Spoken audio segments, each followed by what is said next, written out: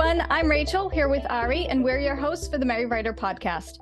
This week, we're on episode 158, and we are joined by a guest as we ask, how do you handle multiple novels, plots, and story arcs?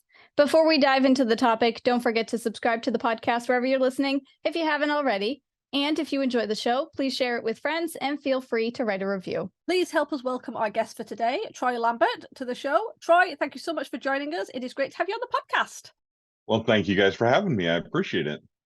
Before we go any further, would you like to tell us a little bit about your writing background and things like that? Sure. So when I wanted to be a writer from the time I was very young, when I was 14, I told all my high school counselors and stuff I wanted to be a full-time writer. And they told me that that was impossible. And so I believed them because they were experts. And so who was I to question the experts? So I wasted about 30 years. I didn't waste that time. I shouldn't say that. But I spent about 30 years with what I call various hairnets, name tags, and careers until I just decided finally that I had to figure this writing thing out, or I wasn't sure what I was going to do with the rest of my life. And so in 2009, I started writing full-time, which was an interesting timing for writing full-time. Indie publishing was coming on. Small presses that were kind of doing the digital first thing were kind of a thing. So it was a good time for a writer to come in and start a writing career. But of course, I didn't know that. I had no idea. I had been clueless for years about how publishing worked. And so that was the big thing to figure out. I knew I was a talented writer. I had the ability to tell stories, but I had to figure out how to make money. And that was obviously the most difficult challenge in that transition. And I've been doing that ever since. So 31 novels, a whole bunch of other stuff that I've written, a bunch of nonfiction books. So yeah, really great stuff. Wow, that's awesome. Good for you. Because I went through the exact same thing. I had my high school guidance counselor tell me that I was delusional if I wanted to be a writer. So I went with it anyway, and I kept writing and I researched how to publish novels and things like that. But yeah, I agree. You kind of get stuck in that moment where you're like, oh, this really isn't a viable career. And you're right. The biggest challenge is making money from it, because you can write, but then if it doesn't sell, then yeah, you're an author, but you don't have a career as an author. So good for you for pushing through that, and over 30 novels. Wow. Yeah, it's been an interesting journey, but it's interesting that you bring that up, because I was just talking to somebody about it the other day, because they were like, well, what do you, and I'm like, not everybody should have a writer career. And they were like, really? And I'm like, yeah, I used to be a big proponent of everybody should try to publish, everybody should try to have a writing career. But the longer I do this, more I realize there's two aspects to it, the business side and the craft side. And some people just can't do the business side, and they don't really want to learn. And I'm like, well, then regardless of your path to publication, whether it's traditional or self-publishing, you still need to learn about the publishing industry and the publishing world. And when they don't want to do that, I tell them, well, then maybe you should just keep this as a hobby, because the business side of it is serious, and you can lose a lot of money as much as you can make a lot of money. So you need to really think about those things before you say, yeah, this is what I want to do for a living. So I used to be really big on everybody all in and do this for a living, and then I changed my mind. I have to say that doesn't surprise me, because you see so many, especially people getting into writing now, who are just like, oh yeah, you write a book, you publish it, and it sells. And it's like, well, no, there's selling. It's not that it sells. There has to be selling. There has to be marketing. There has to be accounts and taxes and all this. And we still see people now who are like, oh yeah, I'm going to go to traditional publishing because I don't want to deal with marketing and I don't want to deal with anything. And it's like, you're going to be dealing with a very rude awakening when you get there, if you manage to get in, which would be great. But yeah, there's still marketing, and there's still an expectation of what you have to bring to the table, more than just here's a book. And it's so shocking that so many people still don't realize that. Yeah, I often tell people, I hired, like a few years ago, I had a PR firm, and even now, like I have someone obviously who sets up like these podcasts for me and stuff like that. But I'm like, those people are effectively giving you homework. Like, you don't want him to show up and talk about my books. Like, you'd be like, what? Why are you talking about someone else's books? You are the world's leading expert on your book because you wrote it. So nobody wants to hear from your publisher. Nobody wants to hear from your PR manager manager. Nobody wants to hear from those people. All they're going to do is give you things to do. So all they're doing is the background work. And then you go and you write the blog post for the place, or you show up on the podcast, or you show up at the book signing event, or whatever the case may be. So whether you schedule those yourself or whether somebody does it for you, it's on you. When the ads for your book come out, they come from your account. Nobody wants to hear from somebody else's account about your book to a limited extent. I mean, if they do a review or something like that, but they still have a limited number of people that are going to buy your book because of them. It's because of you and who you are as an author. And it's your face that's the face of your book, your face in the cover, but you're the face of your business. And anybody who tells you anything different is probably trying to sell you something, and it's probably a scam. Wow. That's something that I always knew, but the way you worded it just kind of put it in this different perspective for me. Because I used to be a freelance book publicist, and I actually had a client who I set up a blog interview for. So it was written, and they were like, yeah, here's sample interview questions and answers. And I was like, well, are the set of questions that they sent. And they were like, okay, here's my basic answers. And I was like, you gotta write it. I'm not writing it for you. I set it up. Here's the stuff. Now do it. And so, yeah, no, I get that. Wow. That was really well said, how you said, because yeah, you're right. You're your book's expert. Nobody wants to hear from your publicist or your publisher about it. Like, who knows your book better than you? Yeah, this is a quick aside story. It has nothing to do with our topic, but I'll tell you the story. So I ran a small publishing house with a friend of mine, and we published this nonfiction book that was about a English soccer team, right? And the author didn't want to do any publicist type work. So I went and appeared on all these different podcasts, these soccer podcasts, right? But the only result of that was, like, one of the podcasts, I became known as their American correspondent. They're like, this dude gets up at 4:30 in Idaho to talk to us, 4:30 in the morning in Idaho to talk to us on our podcast, and talk about his team that he likes, right? And we would mention the book, but it never affected sales of the book. I'm not the author. I just published the book for the author. So it never moved the needle. I just became a famous soccer fan. Well, kind of frankly, who cares? Like, why does that matter? Like, it did me no good. That doesn't help my career at all. It didn't help the book at all. It didn't help the author at all. It didn't help the publisher at all. It just lost me sleep. So, like, you are the author. You appear, you show up, you do the things, regardless of whether you have a publisher, regardless of who that is. Because if the publisher tries to do something without you, it isn't going to work. It doesn't work. So anyway, I'll stop preaching now. Preaching is never a bad thing if it's good advice. I'm actually going to use this as a segue. So in terms of juggling the business side of writing and the craft side of writing, let's zero in on that craft a little bit, because for this podcast episode, we're talking about juggling multiple story arcs in one book. So I'm going to head right into the topic. And Troy, I'm going to ask you, what are the benefits of having multiple story arcs in one book? Well, there's a couple. The first one is that it adds some tension and some interest to the book. Right. And it isn't always necessary, but it adds another depth to your characters and to the book. It also helps you avoid that muddle in the middle that people go through. The one character is going on this journey. Oh, yay, he's walking. No, in the middle of the book, we can only take so much walking unless it's an epic fantasy written by Brandon Sanderson in secret. And then you have a Kickstarter and you make millions of dollars and it's all good. But in most books, that muddle in the middle does not work. That is where the reader leaves. But if you have a strong secondary plot or a strong parallel plot, that plot can hold their interest while we're getting through this journey over here that maybe doesn't have as much tension. Although that's not the ideal way to do things, but it is a way that you can do multiple story arcs.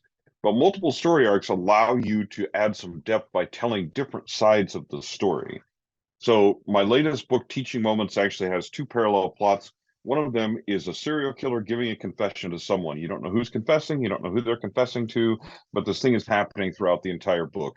On the other side, there's a mystery that's unfolding. Both of them follow a similar story arc, but until the end, you don't know how they tie together. And you're going to think about halfway through that you know what's going on, and you're wrong. And I promise you're wrong, because everybody that's read it, including my wife, was wrong. Like, they think they know me. They don't know me, right? They're wrong. But to pull that off, like, what it does, it adds a really, like, people are like, wow, this story reads really fast. It's longer than the first book in the series, and people say it reads faster, which is weird to me. They're like, it reads like it's shorter. I'm like, no, it's not shorter. It's like 10,000, 15,000 words longer.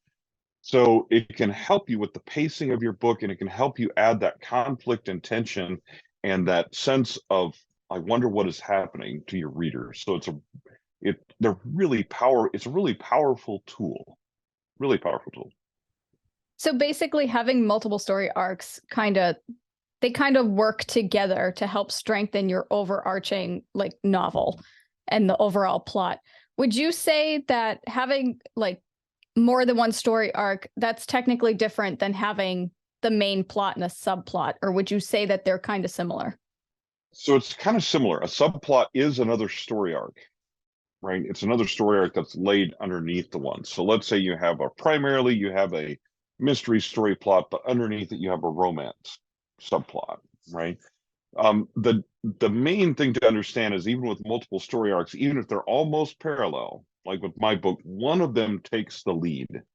One is the primary story, the other is the secondary story, and that needs to be really clear. Or if you have, let's say you have 4 story arcs because you're writing epic sci-fi, epic fantasy, something like that, right? But one of them is the lead, is what you would call the main plot. The other ones are either secondary or subplots. The difference between those is how much of a role they play in the story and how strong each plot is to stand on its own. In other words, it becomes a parallel plot when, if you wrote that plot, it could be its own story. Might not be as long of a book, but it could be its own story. Usually a subplot is weaved into the story, where if you took the subplot out, your main story would not be the same. And if you took out the main story, your subplot would probably not be a very good story all by itself.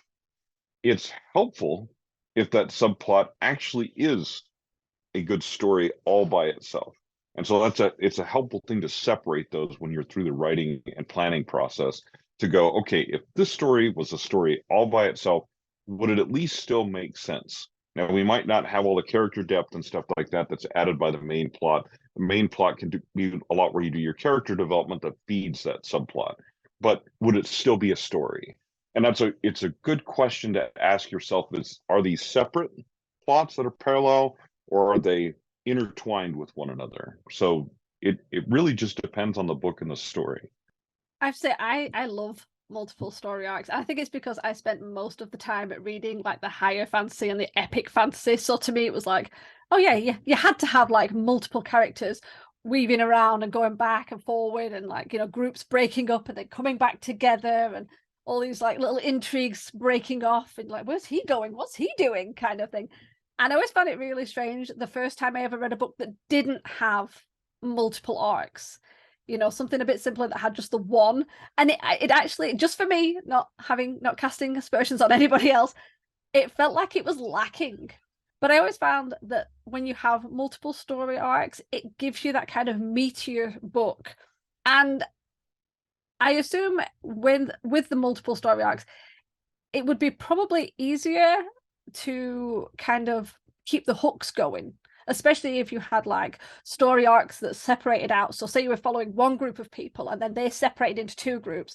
So you follow group A, and then they get to a point and there's a big cliffhanger, and then the author goes, you know what, let's go to group B. And you're like, wait, what happens to group A? And then the same thing happens. And then suddenly there's a group C that you forgot about.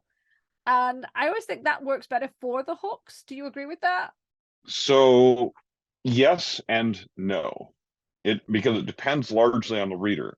So people who like epics and things like that, it can be an effective tool. Here's where it doesn't work: when you leave that hook for too long. And this happens frequently, especially with new writers. This is why I tell new writers, like, your first book should probably be very simple. Have just a minimum. If you're going to have a couple different story arcs, fine, even if you're writing fantasy, but don't write one with 8, because you're going to mess that up. And it's not because you're not talented. It's because that's another level of talent. You know, the book I just wrote, Teaching Moments, 10 years ago, I would have messed that up. I did not have the skill to write that book properly and intertwine those two story arcs the way they needed to be. So it can be an effective hook, but this brings up what you brought up that really interests me is those secondary characters. Okay. Because each of them should have their own character arc, even if, because often what will happen to people with my books is they'll be like, I really like this person in chapter 1 and 2, but they're not a main character. So you're going to kill them, aren't you? And I'm like, oh, you betcha I am, because I want you to like them. I want you to like that character. I want them to have their own character arc so that when I kill them, first of all, you care.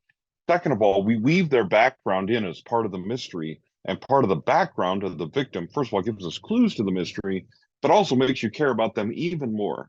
And it gives them their own character arc.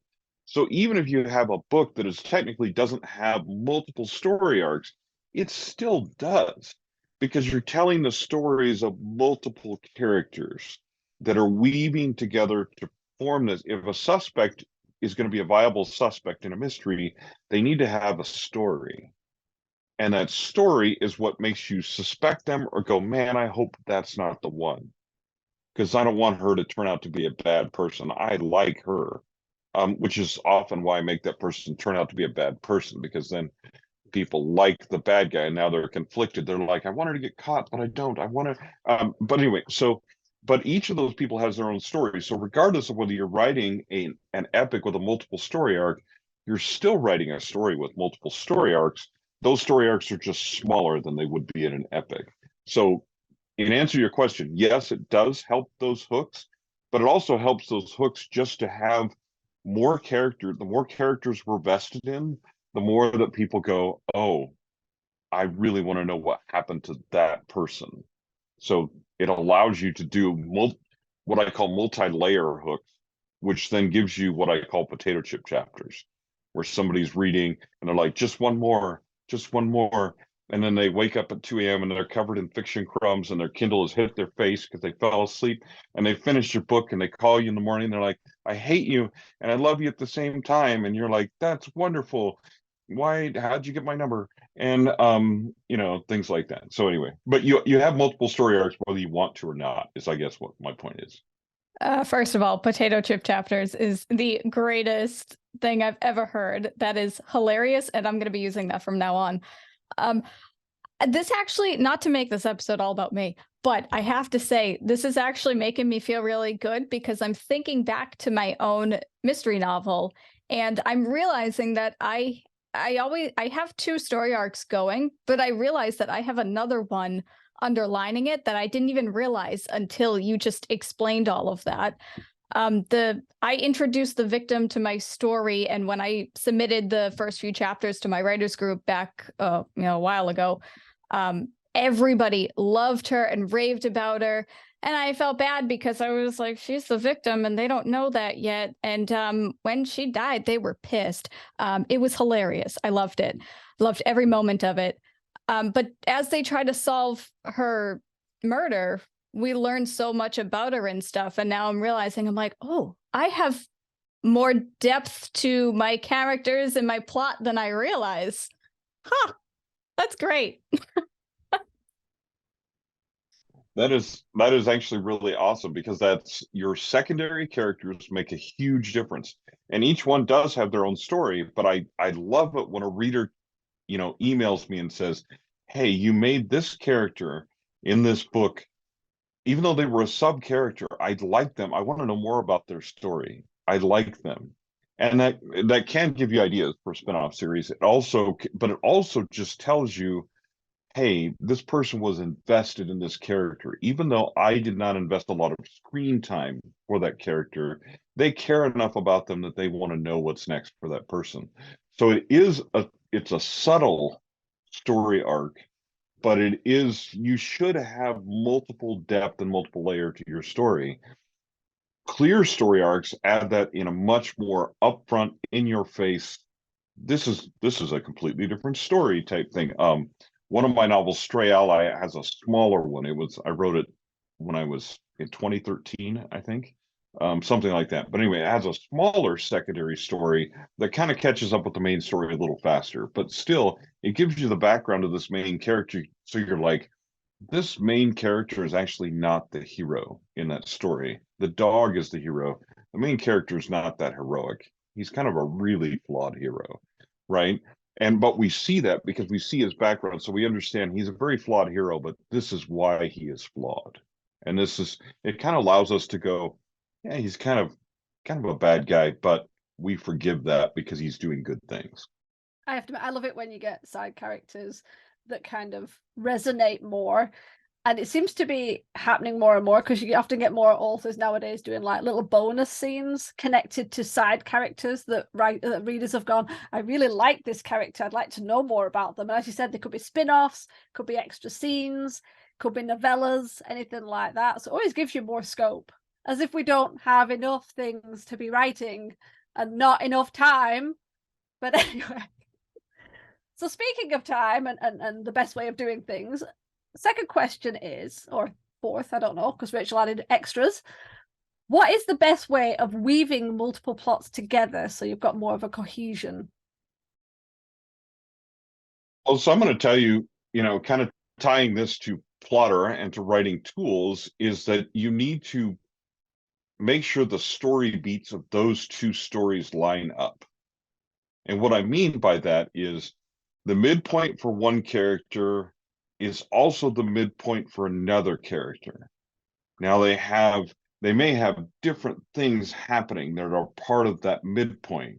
So what I do is I use story structures, sometimes two different story structures. But the more you study story structure, the more you discover they're the same, then they're different. There's just different language that's involved with each one, and sometimes a different number of beats that add another layer of detail. But it's pretty much the same. Like, it's all based on similar things that happen in stories, because stories have an arc and have an order that we all know and understand, whether we consciously adapt that or not. When you're doing multiple story arcs, it is a really good idea to consciously adapt that. And to go, is the midpoint of this story the midpoint of this story? For instance, let's say you're telling a book from the viewpoint of your protagonist and your antagonist. So those are your two parallel stories. For your protagonist, something good happens to him. What happens to the antagonist? Usually something bad happens to him. Their character arcs are opposing. They're opposite. High point for your hero, low point for your antagonist. High point for your antagonist, low point for your hero. And so you can cause those places where their stories intersect, those places where we have those moments for both. One of the greatest examples of this is the movie Heat with Al Pacino and Robert De Niro. If you ever just do a plot analysis analyze things, analyze fiction that you really like, do plot analysis. It's good for you. It's bad for your relationship with your family if you do it live while you're watching the movie, but it's good for you as an author. Sometimes you need to just shut up and let your wife watch the movie if you want to stay married and you love her and stuff like that. But anyway, but if you look at that story, we're telling the story from a few different points of view, but there's a few that are the bad guys, there's the good guy, and almost every time there's an opposing thing happening between the two. But what's interesting is when both of them have the dark night of the soul at almost the same moment, where one of them says, the cop says, I give up, they're gone, they shook all the tails, we're through, we're out, everybody go home, they got away with this heist and they're free, we're never going to catch them. And the moment when Robert De Niro in his car says, I am not going to let that guy get away, I am going to get revenge on that guy before I leave town. And I have to do it. I can't leave it alone. And that's the moment that sends him towards being caught. And that's the moment that sends the good guy towards catching him. But both of them have a dark night of the soul within minutes of each other in that film. But it's clearly very deliberate on the part of the authors. They both saw where that dark night of the soul is, and they both ensured that both characters met in that dark night at the exact same time. So it's just a brilliant piece of storytelling. But make sure that that your story arcs actually parallel so that your reader can follow who is where. If they're too far disconnected and the midpoint for one happens way over here and the midpoint for the other happens way over here, the reader won't know what's wrong. They'll just say there's something wrong with the story. And they can't pinpoint it, can't tell you what. That's your job as the author to understand that story structure. That's a really good point.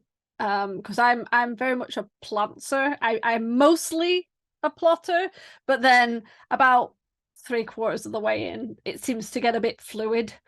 And I obviously when I write things, it goes to my other half. And there have been times where there's been that funny like expression of like, and there's usually been in the past where I've left too much of a distance or something's happened and then the second plot, the second character is over, and it's been so disconnected. And it's like, yeah, nothing's happened for ages and then suddenly something's happened over here and it feels like it should have been connected, but you know, I put too much extra in between.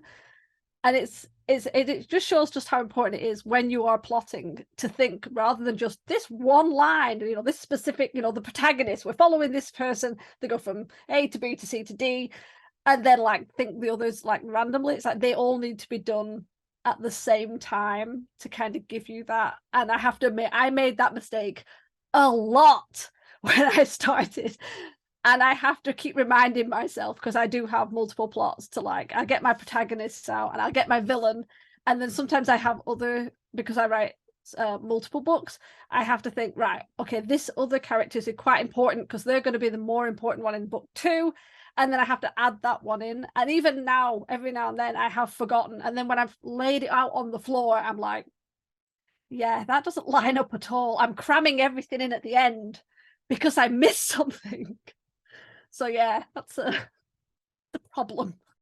Well, and this is where something like a tool like Plottr comes in. 2 areas here. First of all, it is, even if you don't know everything about the last part of your plot, if you set up what I call tentpole events, which are the major events that happen, then you can discovery write between those, but eventually you're going to go, I'm not to the second plot twist yet, and it's been more than a few minutes. You know, so you have to go, okay, what am I actually going to do to make that part of the story work, right? So, you know, just go back and look at it and say, okay, where am I? What am I doing?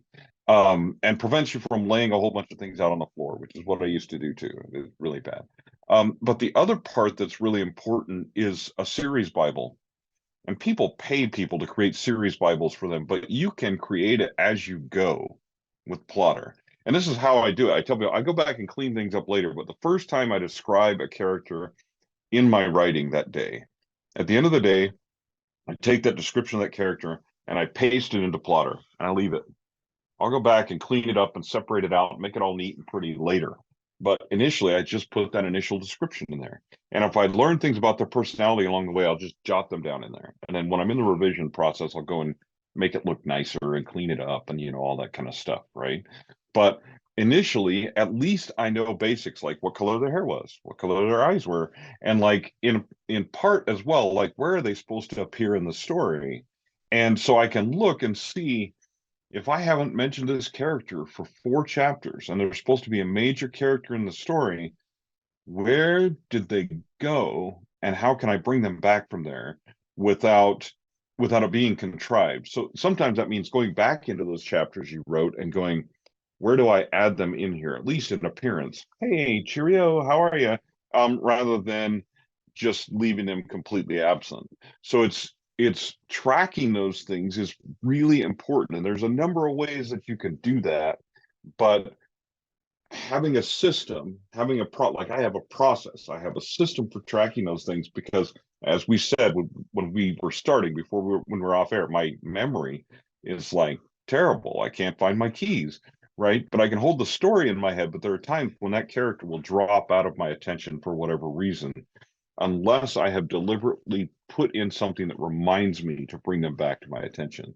So it's the same thing with those subplots. If you leave them languishing for too long, it's supposed to be a romance subplot, but the 2 characters that are supposed to be romantically involved haven't talked to each other for days with no apparent reason, then you're going to be like, Okay, would you do that with your significant other? Well, not if you want to live long and prosper and all that stuff. So no, we're not going to do that, right?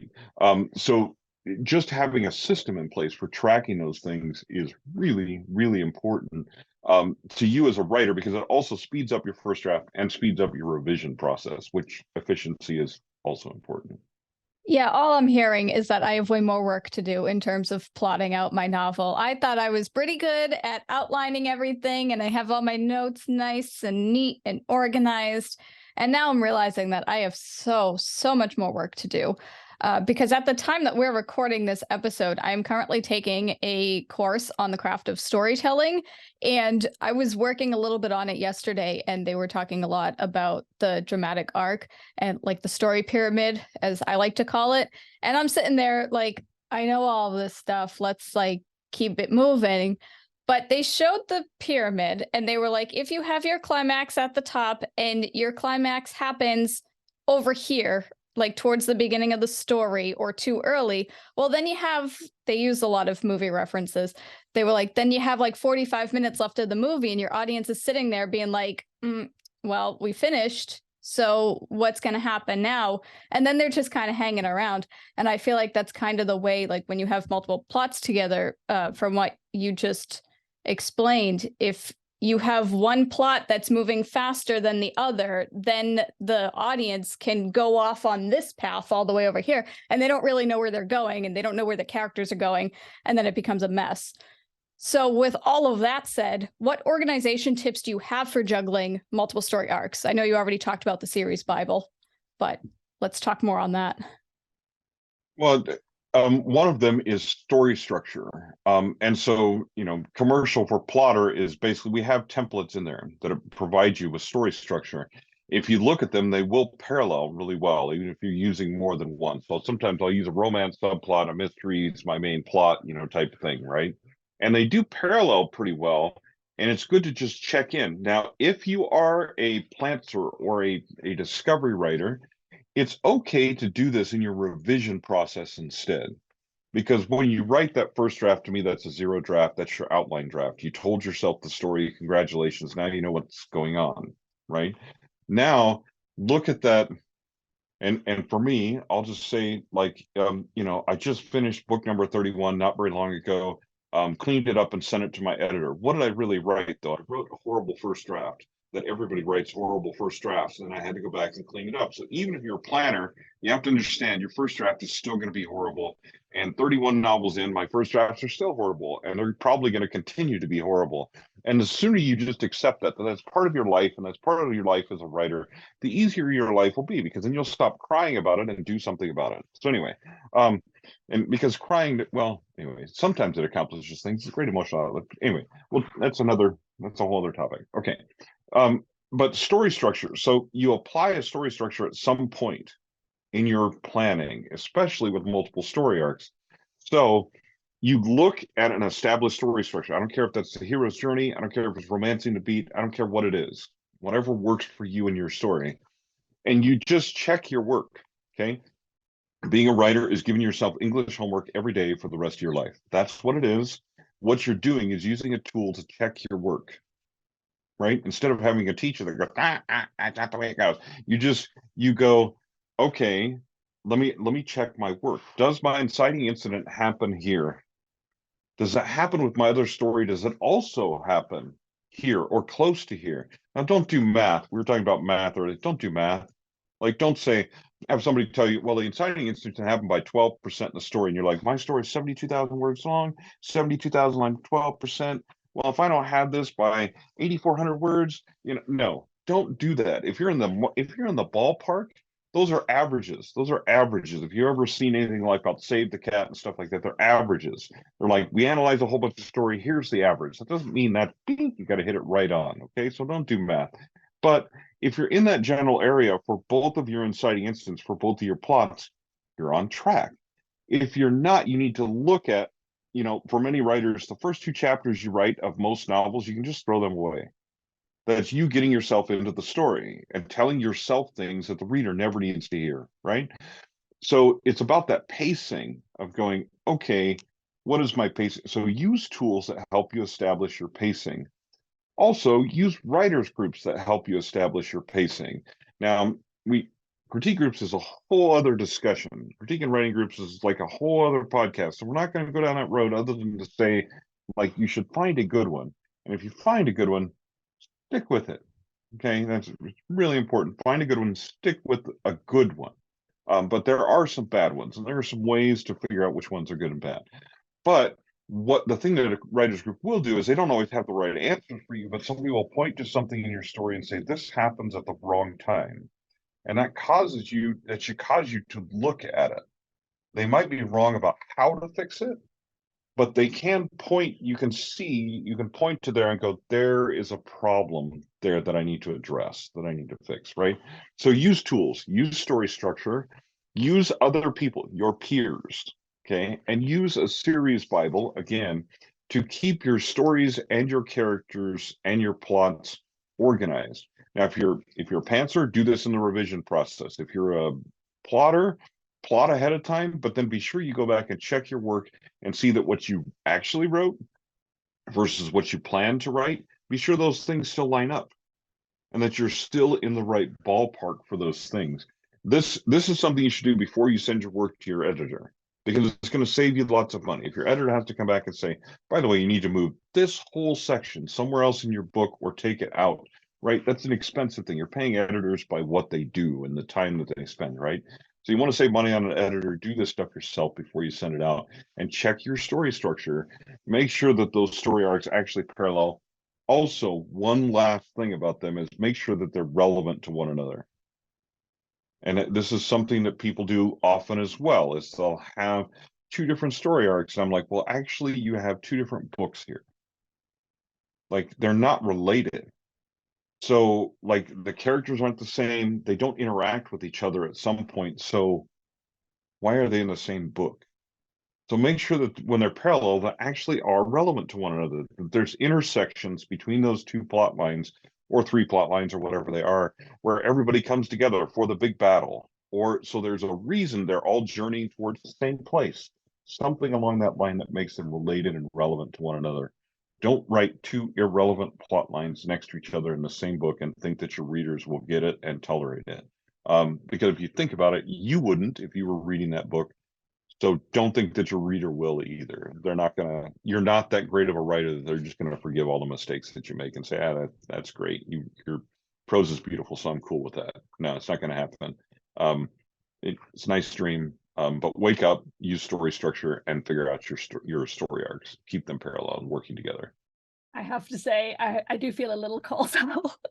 One of my stories I wrote like years ago, that went on and on and on. I had a whole like section. It was like a whole part of all these different characters that were technically connected to the others, but that didn't connect at all during the book. And I loved all of it. And my partner was just like, it doesn't work. It needs to be book 2. You need to take all, and I fought him on that because I loved it so much, and it just sat there. And I'm like, no, I'm not taking it. No, we're keeping them. We're keeping. And he's like, it doesn't read well. It just does. And in the end, it was like, God damn, yeah, it doesn't read well, does it? And I had to take the whole lot out. And it was it was so much. It was almost like half a book. So I lost half a book. But it did make such a difference. But I got so in my own head about how much I loved the characters and where it was all going. But it was so much going on. I didn't have time to pull them back to like connect with the other group. And I ended up moving the other group in a completely different direction. They were over there, and then this group had started over here. And I'm like, wow, I'm gonna have to do a lot of walking to get them back together. And it just didn't work. But wow, it took me a long time to acknowledge that, yeah, you need to take that out. It either needs to go or become a separate book. And yeah, wow, that's a bit of a blast from the past. So I will tell you a true story. So I do a lot of editing as well. I don't do as much editing as I used to because I don't want to, and I don't have to.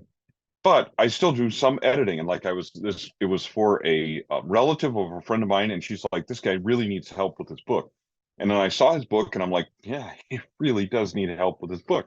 And the reason is it was a horror manuscript that was 155,000 words. Now, if you know anything about the horror genre, that means that's 3 horror books, typically. Okay, and that's 3, not 1. And he had a trilogy of these books, each of them 155,000 words. When we got the first one edited and got it down, it was 68,000 words at the end of it. Now, here's why. He had extra characters, extra parallel plots. He had the serial killer conducting 2 different types of killings at exactly the same time. Like, he had 2 different type personalities. And while that was really interesting and sort of cool, it just drug on. Like, you're like, oh, now he's doing this kind. And it doesn't work for that type of a genre, right? There's no epic horror category. It just doesn't work. We don't release horror books that are the length of the New Testament. No, they're just the Gospels. Just the Gospels, that's all you get, right? Yeah, and then you're done. So, but we just removed those parts. And I said, listen, if you really love this part, this can be a separate book about a different killer entirely, right? This doesn't have to be a part of this book. In the next book, this part doesn't have to be a part of this book. You're adding complication because you think, for whatever reason, that I love this part of the story. And it is cool. Admittedly, it is cool. But it's not related. It's not relevant. It doesn't work for your readers. It doesn't work for me as an editor. I go, man, no, we can't do this. It doesn't. And he would get caught. And there's all these different mistakes. And we can't do that. We have to have this be a viable person. One of those where you have the mistakes of your villain or your the police are so inept. Like, they just don't notice things. And you're like, no, we can't do that, because while that may be true sometimes, it doesn't work in fiction, because we can't make fiction that way, right? It has to make sense to people. And so it was just like that. Like, he had these parts, he's like, this is my baby, and I'm like, I don't care if it's your baby or not. It's got to go. It's got to go.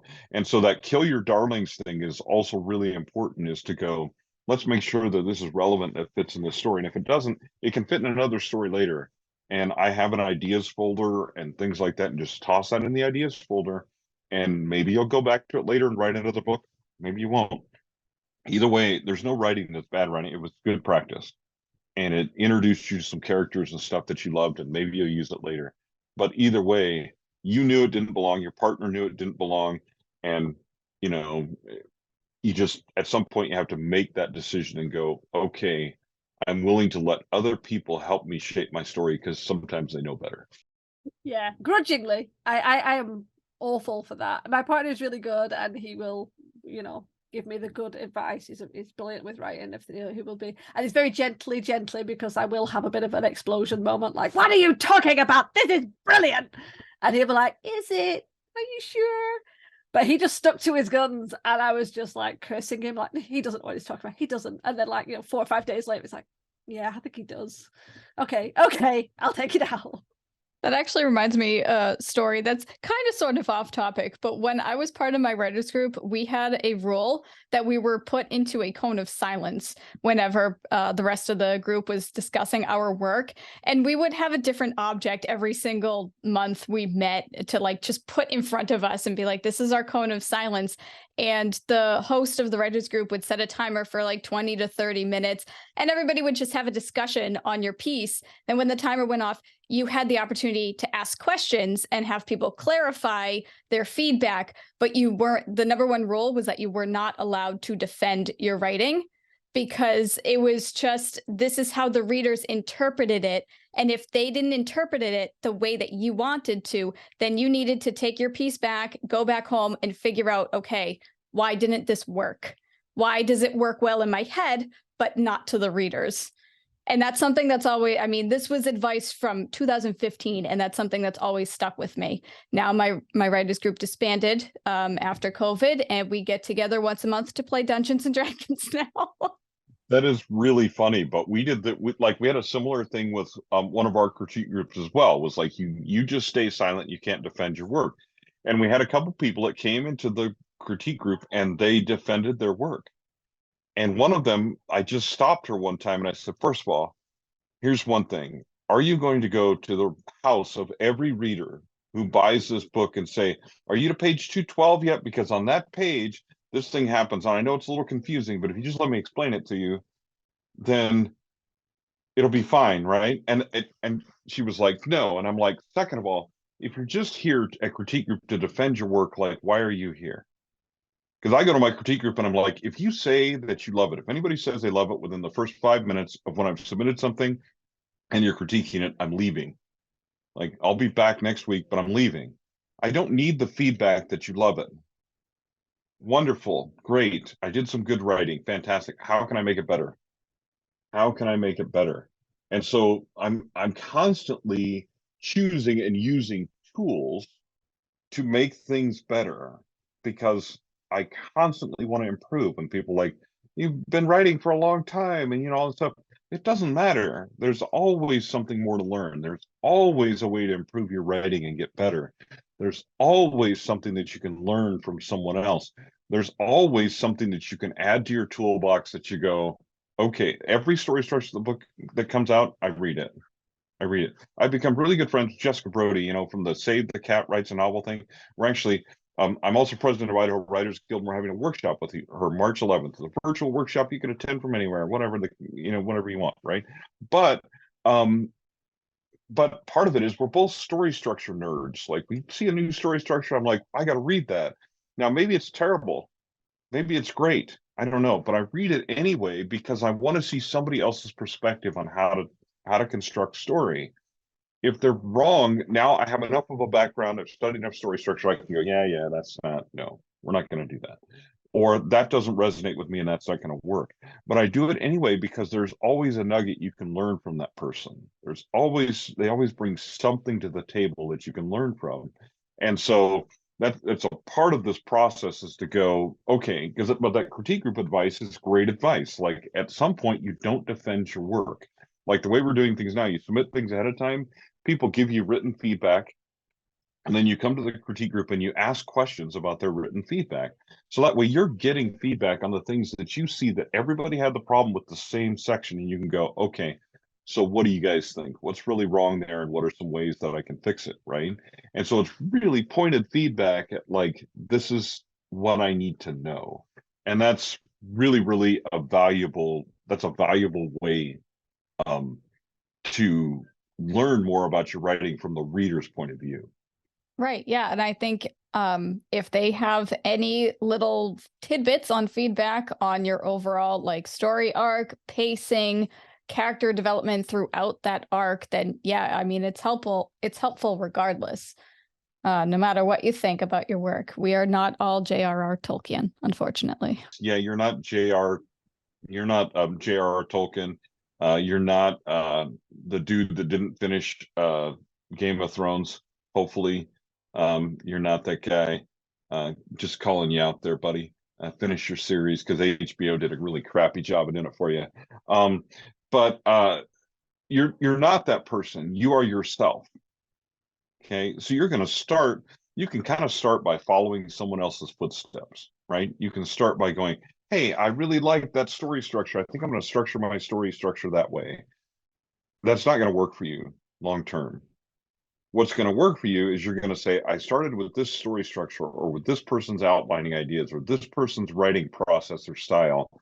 And then, when you use those words, that's the most important words you're going to use in the whole process of your developing your own writing career, is and then. And then is when you take what you started with and you adapt it to your process.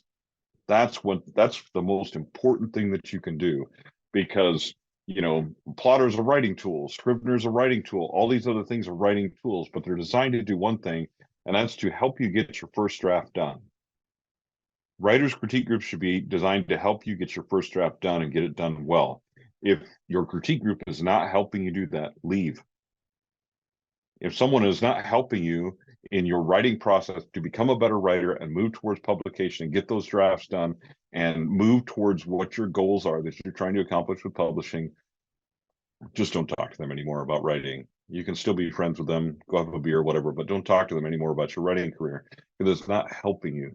The most important thing is to have that community and that support and those tools around you that help you accomplish your writing goals. So start with a process, then find your community. And if something is hindering your process, don't do it anymore. I'm leaving the episode off with that because that was pretty sound advice and very motivating. And holy crap, this has been a great episode. What a wonderful conversation. It really has been awesome having you on the show. I don't know about any of our listeners, but I certainly learned a lot, and I really want to wrap up this episode so that I can like go back and look at my outline and figure out what the hell I'm doing with my story. But before we go, Troy, I wanted to ask you if you wanted to share something about yourself to our listeners. I'll just share. I've been doing this a long time. I do a lot of things now. I'm an editor. I'm the education lead with Plottr, all those kind of things. You can find information about that at plottr.com. You can find information about me at troylambertwrites.com, or you can Google my name. If you Google my name and I don't come up right away, your internet is down. Contact your provider, and as soon as they have that back up, I'm all over the Googles, as my son used to say when he was in middle school. So you can find me ways like that. But if you have questions about Plottr, if you have questions about plotting, if you have questions about story, or if you just want to follow me on social media and see my great looking German Shepherd, you can do that. And I'm happy to have you along for those things. But seriously, one of the whole reasons I do the things that I do is to help new writers. And so if you have questions, if you have issues, if you want to talk, reach out. I'm here for you. Well, this has been absolutely amazing, and it's been a pleasure talking to you today. So thanks again for joining us on the podcast. All of Troy's links will be in the description below if you'd like to check out his work and learn more about himself and Plottr. But in the meantime, we will turn it over to you guys. Do you have multiple plots and story arcs in your manuscript, and how do you manage them? Let us know your answers in the comments so we can chat about it. Remember, we release a new episode every Wednesday. Next week, we're discussing how to turn a bad idea into a good idea. So to ensure you don't miss it, hit the subscribe button on your way out. And as always, thanks so much for listening to the Merry Writer Podcast. We'll see you next week. This podcast is brought to you by Excessive Caffeine. We drink a lot. The music titled Inspired is by Kevin MacLeod, licensed under Creative Commons 4.0.